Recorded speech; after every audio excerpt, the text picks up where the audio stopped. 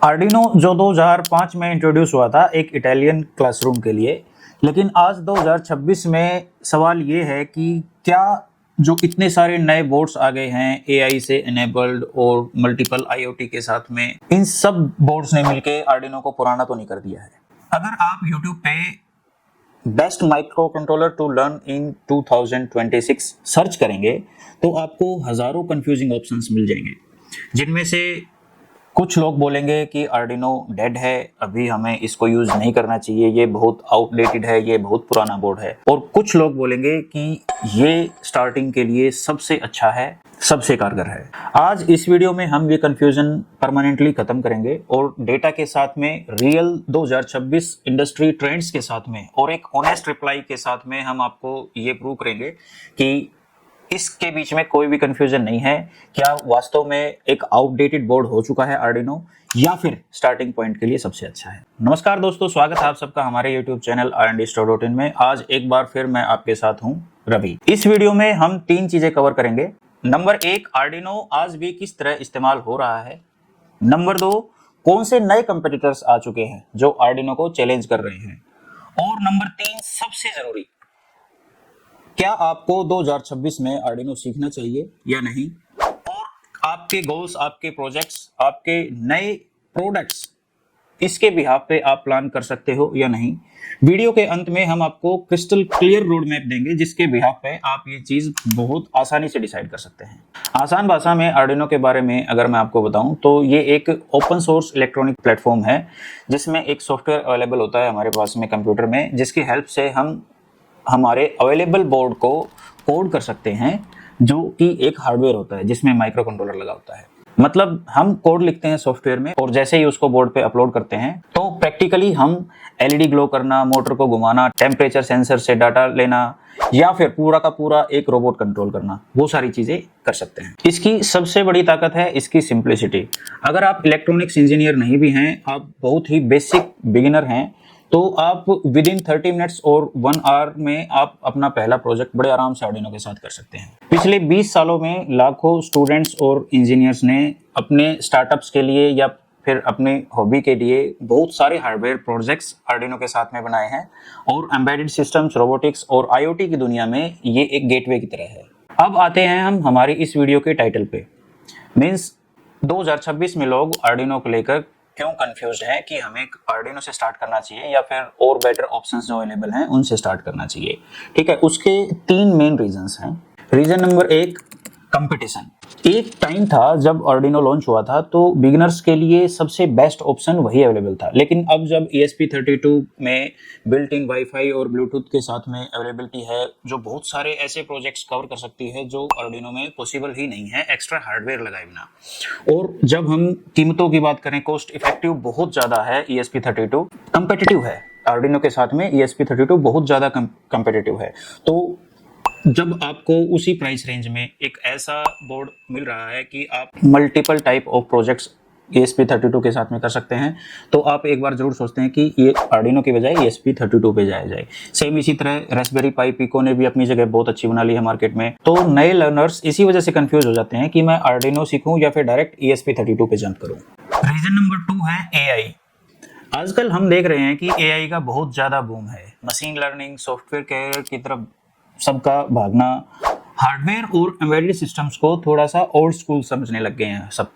लोगों को लगता है कि इन सब चीज़ों की ज़रूरत अभी नहीं है, लेकिन वास्तव में इसका बिल्कुल उल्टा है, बिल्कुल अपोजिट है, जैसा कि हम आगे इस वीडियो में डिस्कस करेंगे। नंबर 3 पे आता है नो कोड और AI जनरेटेड फर्मवेयर। जैसा कि AI के साथ में ही, जैसे नंबर 2 में कंप्लीटली AI था कि उसमें पूरा कैरियर, ये वो कैरियर शिफ्टिंग के बारे में था, अब है स्किल के बारे में। जैसे कि हमें कोड के बारे में सीखने की जरूरत नहीं है, AI से हमें डायरेक्ट फर्मवेयर मिल जाएगा उसी एक्सटेंशन में जिसे में हमें चाहिए, या फिर कोड के ऊपर हमें काम करने की जरूरत नहीं है। ऐसा बहुत सारे लोगों को लगता है, लेकिन प्रैक्टिकली जब हम एक प्रोजेक्ट को बनाते हैं तब हमें आइडिया लगता है कि एक पार्ट को ही AI सोल्व कर सकता है। ऐसा नहीं है कि कंप्लीट आपका जो एक बल्कि सा प्रोजेक्ट है उसको सोल्यूशन प्रोवाइड करवाए AI और उसके ऊपर आपको ध्यान देने की जरूरत ना हो, ऐसा बिल्कुल भी नहीं है। आपको प्रैक्टिकली इलेक्ट्रॉनिक्स की नॉलेज होना जरूरी है इसके अंदर, और कुछ बेसिक कॉन्सेप्ट्स जो होते हैं कोडिंग के, वो सब आपको पता होना चाहिए, ताकि आप एआई से कोड उठा के वहां से हेल्प लेके डायरेक्टली आपके जो मेन कोड है उसके अंदर पेस्ट कर सकें और उसको रन कर सकें। अब सबसे बड़ा सवाल ये आता है कि 2026 में आर्डिनो बोर्ड इस रेस में कहां पे खड़ा हुआ है। चलिए अब फैक्ट्स पे आते हैं। 2026 में आर्डिनो का इकोसिस्टम पहले से कहीं ज्यादा पावरफुल हो चुका है और इसने एक बहुत बड़ा मूव ऑलरेडी ले लिया है। जैसे आर्डिनो ने क्वालकॉम के साथ में पार्टनरशिप कर ली है और एक नया फ्लैगशिप बोर्ड ऑलरेडी वो लॉन्च कर चुके हैं। एक ड्यूल ब्रेन डिजाइन इस्तेमाल करने वाला ऐसा बोर्ड है जो कि माइक्रो कंट्रोलर और एक मिनी लिनक्स कंप्यूटर को एक साथ यूज करता है। इसका मतलब ये है कि आर्डिनो को अब हम सिर्फ एलईडी ब्लिंकिंग और मोटर रोटेशन के लिए ही यूज नहीं करेंगे, अब ये एज एआई और रियल टाइम रोबोटिक्स के लिए भी यूज होगा। इसका मतलब ये हुआ कि जो बड़े प्रोजेक्ट्स रेस्पबेरी पाई और इंडस्ट्रियल बोर्ड्स के साथ में ही पॉसिबल थे, जैसे ऑब्जेक्ट डिटेक्शन, वॉइस रिकॉग्निशन या लोकल एआई मॉडल्स चलाना, वो सब एंट्री लेवल आर्डिनो बोर्ड पे भी पॉसिबल हैं। इसी के साथ एम्बेडेड सिस्टम्स इंडस्ट्री में भी बहुत ज्यादा तेजी आई है। बहुत सारे नए प्रोडक्ट्स अब मार्केट में आ गए हैं और नई रिक्वायरमेंट्स भी निकल के आ रही हैं अकॉर्डिंग टू एप्लीकेशंस। और कंपनीज को भी नए इंजीनियर्स चाहिए जो हार्डवेयर के साथ साथ सॉफ्टवेयर दोनों आराम से समझ सकें और उन पे काम कर सकें। अब बात करते हैं उस एआई वाले डाउट की। ये सच है कि एआई टूल्स ने अब कोड लिखना बहुत ज्यादा आसान कर दिया है, लेकिन एम्बेडेड लर्निंग्स बहुत ज्यादा जरूरी हो गई हैं इसके साथ ही, क्योंकि एआई से जनरेटेड कोड को हम डायरेक्टली पेस्ट नहीं कर सकते। जैसा मैंने अभी पीछे वीडियो में बताया था, डीबग करते हुए जब हम असली हार्डवेयर के ऊपर उस कोड को टेस्ट करते हैं तो बहुत सारे बेसिक कॉन्सेप्ट्स को उसमें अप्लाई करना पड़ता है। बेसिक इलेक्ट्रॉनिक्स की समझ रखना बहुत ज्यादा जरूरी है उस टाइम पे। तो सिर्फ प्रॉम्प्ट लिखने से और उस कोड को एआई से उठा के हमारे मेन कोड में पेस्ट करने से काम नहीं हो जाता है। हमें बेसिक कॉन्सेप्ट्स को समझना बहुत ज्यादा जरूरी है, जो कि एग्जैक्टली आर्डिनो हमें सिखाता है, वही सारा का सारा फंक्शनल फंडामेंटल कॉन्सेप्ट्स के बारे में। और अब ESP32 वाले डाउट का जवाब वो बहुत ही आसान है। जैसे आर्डिनो और ESP32 को हम समझते हैं कि कंपेटिटर्स हैं, ऐसा बिल्कुल भी नहीं है, वो कंपेनियंस हैं। आर्डिनो IDE के साथ में हम ESP32 और आर्डिनो दोनों को ही प्रोग्राम कर सकते हैं। तो अगर हमने पहले आर्डिनो को सिलेक्ट किया है और उस पे सारे बेसिक कॉन्सेप्ट्स कवर करके हमने कुछ बेसिक से प्रोजेक्ट्स बनाए हैं, तो जैसे ही हम ESP32 पे स्विच कर रहे हैं, ऑलरेडी हम उस इकोसिस्टम को समझ चुके हैं और डायरेक्टली उस पे कनेक्ट करके हमारे सारे के सारे वही बेसिक कॉन्सेप्ट्स उस पे अप्लाई होंगे और हमारा नया प्रोजेक्ट हम ESP32 के साथ में बहुत आसानी से बना सकते हैं। बस थोड़े से कॉम्प्लिकेटेड हैं ESP32 के प्रोजेक्ट्स, क्योंकि उसमें कॉन्सेप्ट्स भी वैसे ही one step above the beginner हैं। ठीक है, तो इस तरीके से हम देखेंगे कि जो आर्डिनो का इकोसिस्टम है, आर्डिनो IDE, उसी के बिहाफ पे हम ESP32 के साथ में आगे बढ़ सकते हैं। तो कम शब्दों में अगर मैं आपको आर्डिनो के बारे में बताऊं तो 2026 में आर्डिनो आउट ऑफ यूज नहीं है, बल्कि ये इन्वॉल्व हो चुका है सिंपल लर्निंग टूल से लेके एज एआई और इंडस्ट्रियल ग्रेड प्लेटफॉर्म तक। अब सबसे प्रैक्टिकल सवाल, क्या ये आपके कैरियर में हेल्प कर सकता है?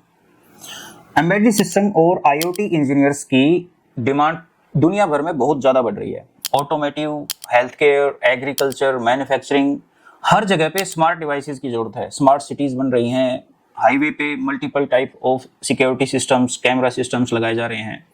कंपनी चाह रही हैं कि इंजीनियर्स को सेंसर्स, माइक्रो कंट्रोलर्स और रियल वर्ल्ड हार्डवेयर के साथ में कंफर्टेबिलिटी हो। यहाँ पे एक बहुत ही समझने की बात है, जैसे कि आर्डिनो खुद एक जॉब टाइटल नहीं है कि हम हमारे रिज्यूमे में ऐसे लिख दें कि I am a Arduino developer, इस तरीके से नहीं। हमने देखा है कि बहुत सारे सक्सेसफुल हार्डवेयर स्टार्टअप्स, चाहे वो ड्रोन्स हो, स्मार्ट होम डिवाइसेस हो या एग्रीकल्चर सेंसर्स से रिलेटेड हो, उन सब के फाउंडर्स ने प्रोटोटाइपिंग आर्डिनो से की है और आइडिया से प्रोडक्ट तक का सफर उनका बहुत ही आसान और बहुत ही किफायती रहा है। और अगर आप फ्रीलांसिंग या फिर साइड इनकम की बात करें तो custom automation projects, IoT prototypes और इलेक्ट्रॉनिक कंसल्टिंग, इन सब में आर्डिनो बेस्ड स्किल्स डायरेक्टली काम आती हैं, बहुत ज्यादा हेल्प कर सकती हैं आपकी।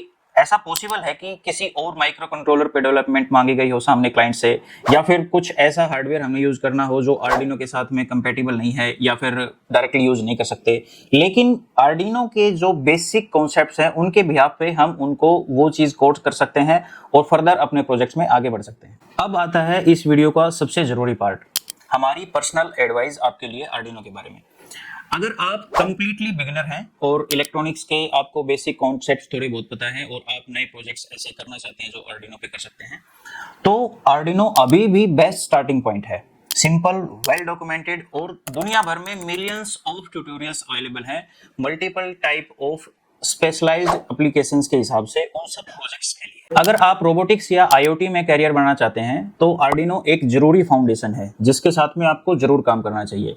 लेकिन सिर्फ आर्डिनो पे मत रुकिए, इसके बाद में ESP32, रेस्पबेरी पाई और रियल टाइम ऑपरेटिंग सिस्टम जैसे कि जेफियर की तरफ जरूर आगे बढ़ें। अगर आप प्योर सॉफ्टवेयर या AI ML में अपना करियर बनाना चाहते हैं जिसमें बिना किसी हार्डवेयर इंटरेक्ट के आप आगे बढ़ना चाहते हैं, तो आपको आर्डिनो को बिल्कुल भी प्रायोरिटी पे नहीं रखना चाहिए।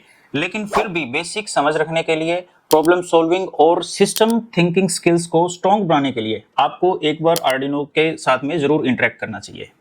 और अगर आप मेकर, हॉबिस्ट या इनोवेटर हैं जो अपने आइडिया को असली दुनिया में लाना चाहते हैं, आपके दिमाग में कोई ऐसा प्रोडक्ट है जो आप लॉन्च करना चाहते हैं, तो आर्डिनो आज भी उतना एक्साइटिंग है जितना 2005 में था।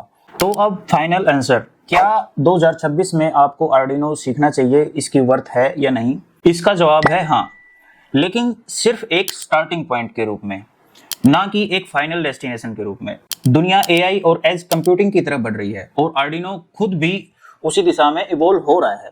जो लोग फंडामेंटल सीखते हैं वही फ्यूचर के कॉम्प्लेक्स सिस्टम भी समझ पाते हैं।